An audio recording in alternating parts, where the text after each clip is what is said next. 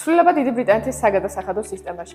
2026 წლიდან მათ, ვისაც შემოსავალი 50,000 ფუნტზე მეტი აქვთ, ან დაკავებულები არიან უძრავი ქონების გაქირავებით, მოუწევს წელიწადში 4-ჯერ ჩააბარონ სპეციალურ საიტზე დეკლარაცია და ასევე წლის ბოლოს წლიური ანგარიშიც.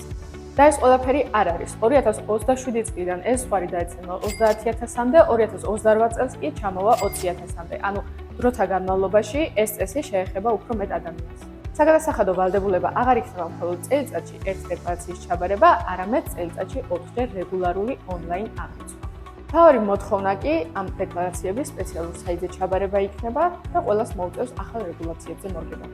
ჩვენ ამ მნიშვნელოვან ცვლილებებს, რა თქმა უნდა, კიდევ დაუბრუნდებით და გაგაცნობთ, როგორ უნდა მოემზადოთ წინასწარ და რა პროცედურები იქნება საჭირო, რომ აირიდოთ ჯარიმები და სხვადასხვა პრობლემები. ეს ინფორმაციები რომ არ გამოგჩეთ, აუცილებლად გამოიწერეთ ჩვენი გვერდი და თვალიადევნეთ ვიდეოებს, რადგან ეს ცვლილებები შენ შეგეხება.